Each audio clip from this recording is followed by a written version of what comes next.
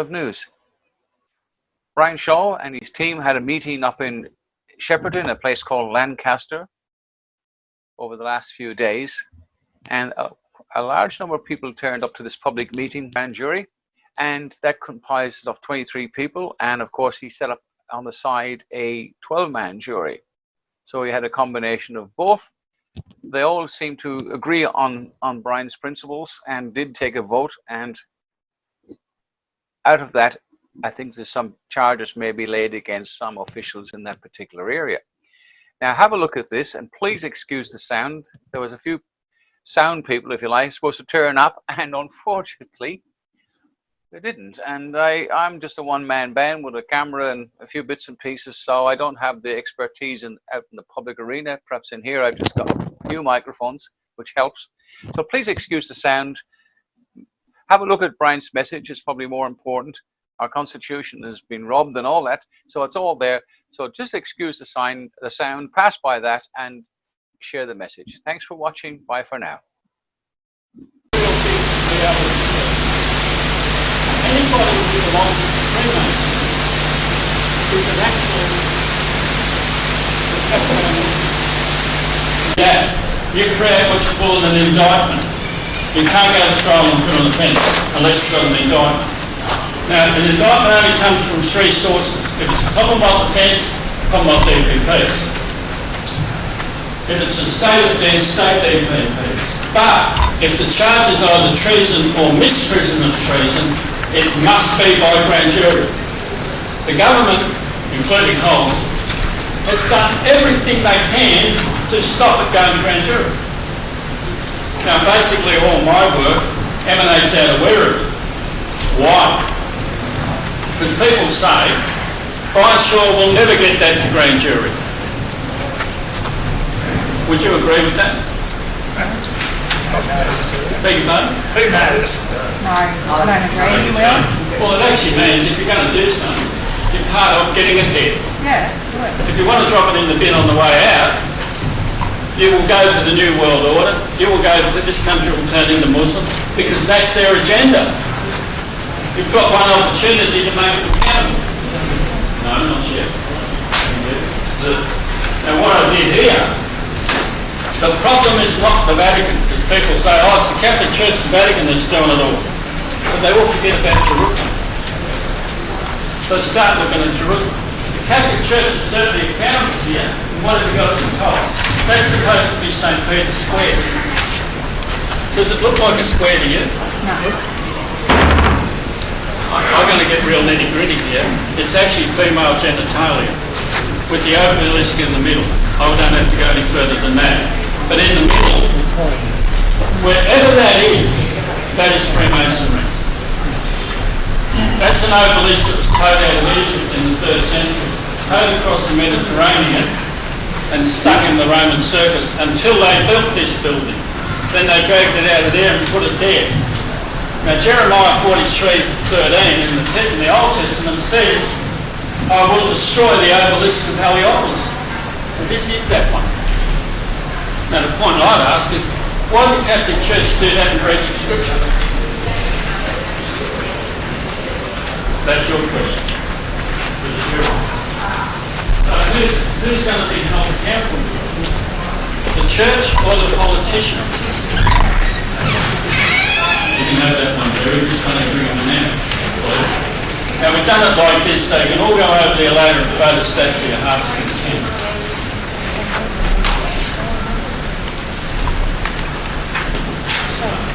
Is it? Now, when the governor chucked the Queen out, I read that section. Can somebody hold that up? What?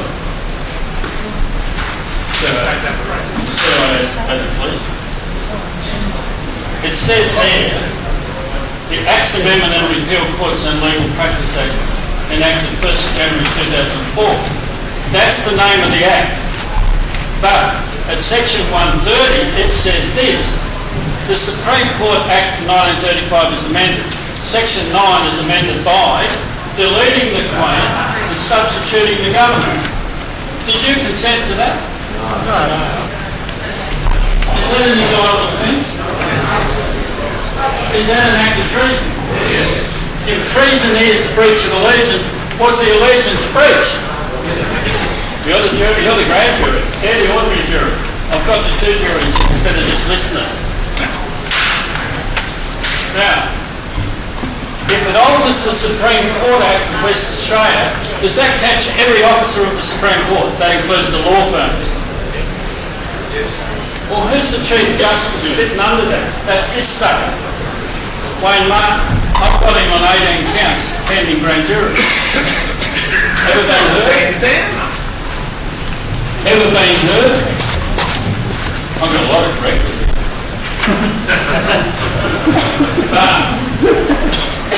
Should he stand trial?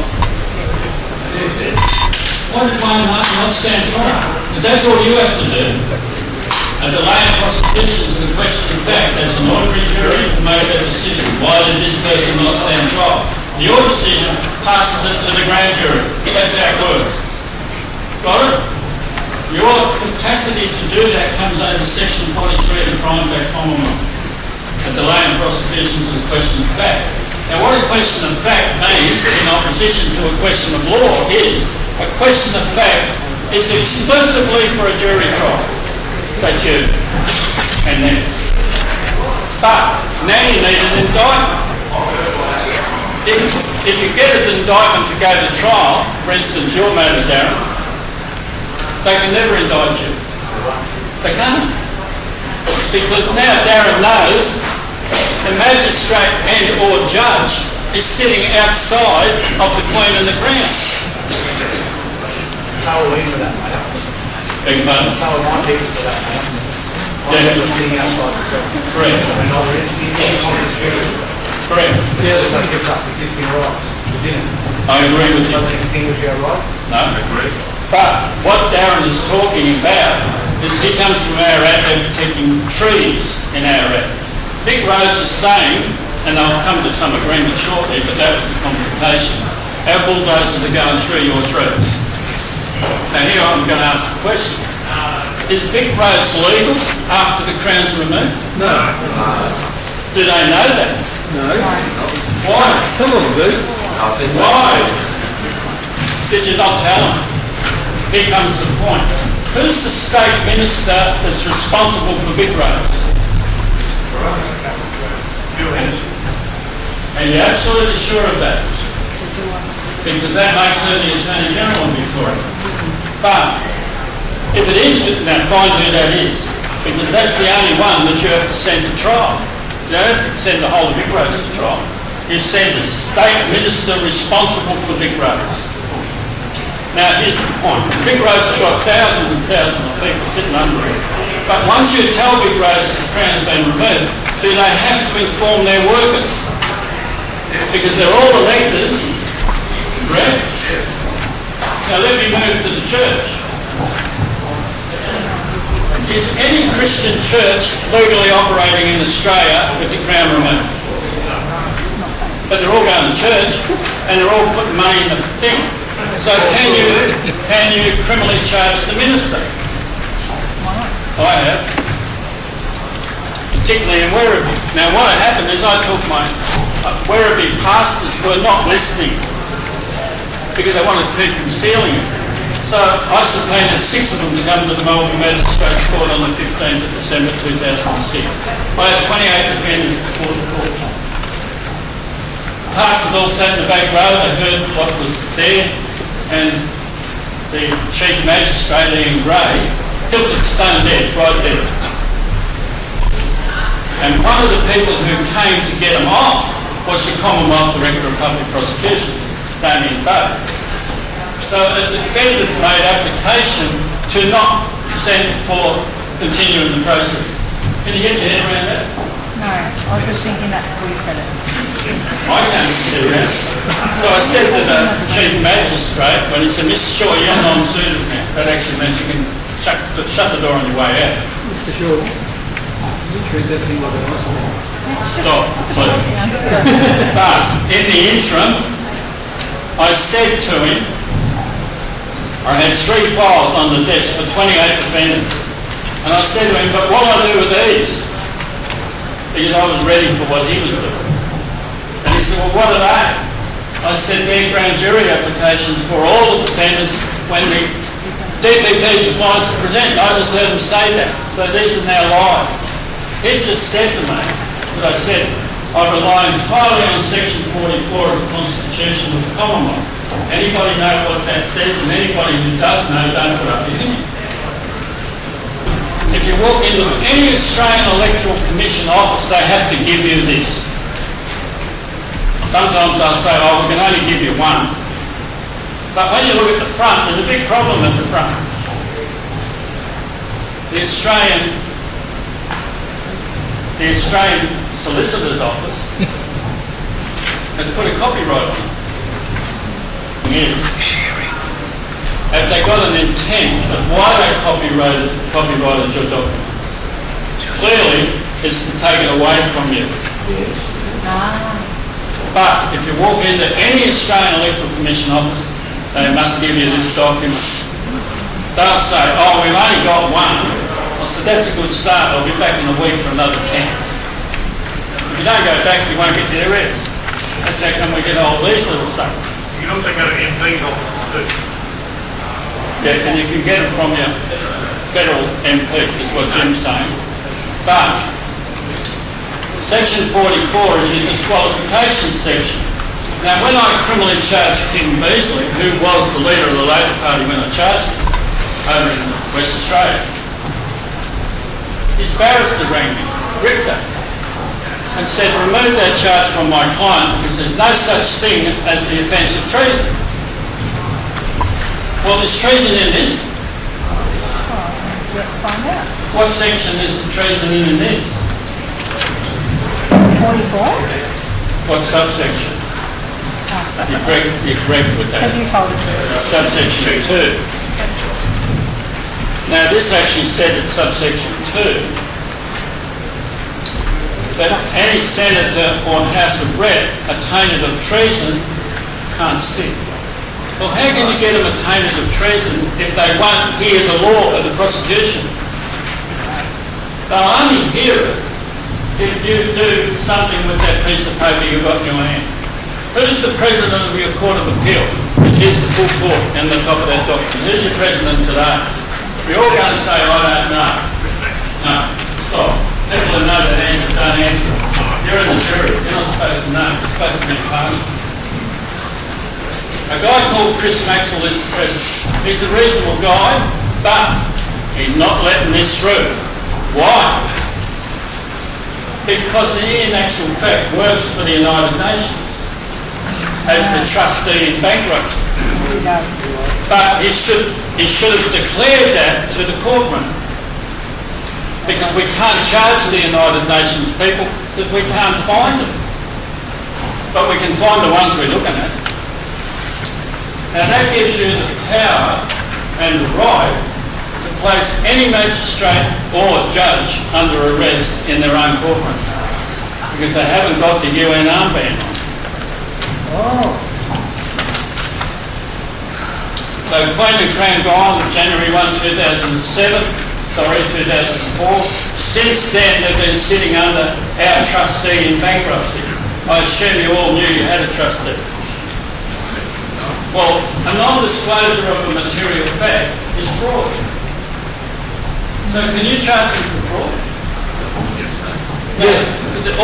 What you're saying is, yeah, you're telling us all this stuff, but how do we do it? Sign that piece of paper you've got up there and say, I agree to co-join with this application. It is called Mary McKillop. But what's the problem? I've given the Catholic Church until the end of February to remove all pictures of that one from their churches. Because this is my dad's sister. Isn't it Mary McKillop? Well, why is there two different pictures? Hang on, so is your sister Mary is there two McKillop? different Is your pictures? dad's sister Mary No, McKillop? not at all. There's the original. Why is there two different pictures? Stole the face. So did they steal my auntie's image because she looks more cosmetic? What I'm saying, because this particular picture was always in the kitchen of my grandmother at her house. And as kids, we were not allowed to ever touch this picture. So I know this picture very well. She was even in the back of my car one day thinking she'd come to convert me back to the Catholic Church. But that was a 4-mile walk. I said, "Lock in the car, I'll run you back." So they're now saying, "Oh, well, you've just got it wrong." But isn't that a very decision? Did the Catholic Church go all the way to the Vatican to canonise the wrong lady? Next question. Did the Catholic Church go all the way to the Vatican and canonise the wrong woman? Can the Catholic Church be legal with the crown out? No. Well, they've got a hell of a problem when they come into the courtroom, because can the lawyers come in and help them? No. Or are the lawyers taking your money off you when you have litigation and not telling you the crown's out? So we're whistling Dixie. Is that right or wrong? And if you try to go through all this litigation, you won't know what you're doing. No. I know what I'm doing.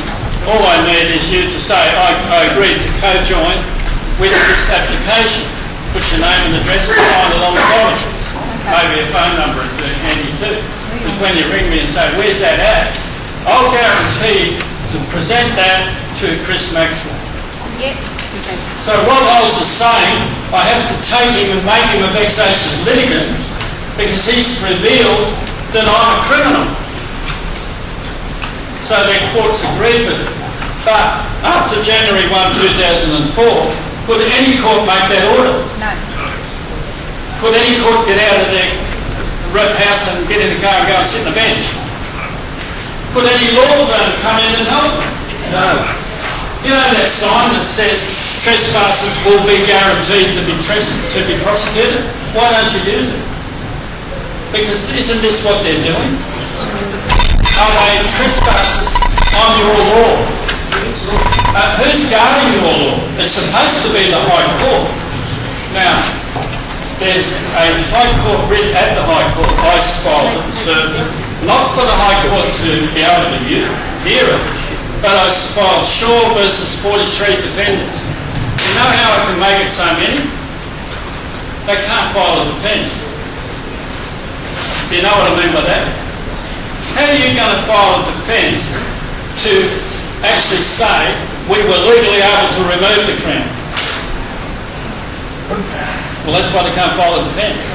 So it didn't matter if I put 100 defendants on that, they can't file a defence. Is that right or wrong? Of course it's right. You're a juror.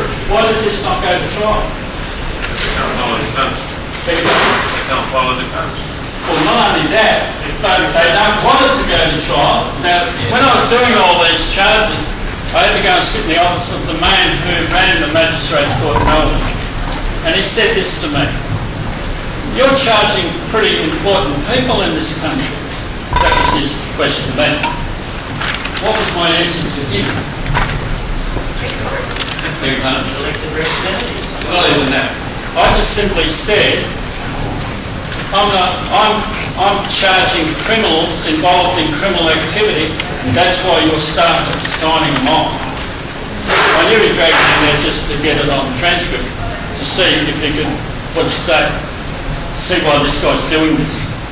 I've charged Governor Generals, governors, Supreme Court judges and preachers. Is that fair? Yeah. Who owns and runs international Freemasonry? Barry couldn't answer the question because he wasn't allowed to answer the question.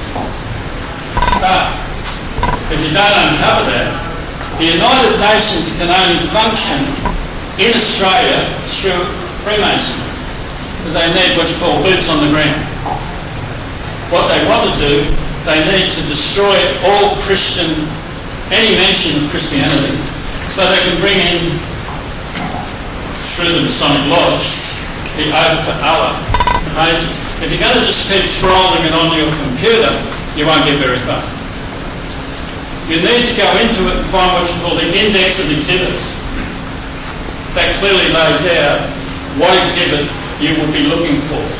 And then just go find that. All the exhibits are numbered, all the pages are numbered on the top right-hand corner, so it's not all that difficult to go and find it. The one who really wants to get into it will just simply download the whole lot, put it in its correct order. What's this revealing? Show the jury, please. Now, all of these are available on the wall after this, so you can do whatever you want to do with your phones. Jerry. Now, I found that in the Supreme Court Library a long, long time ago when I was looking for something else.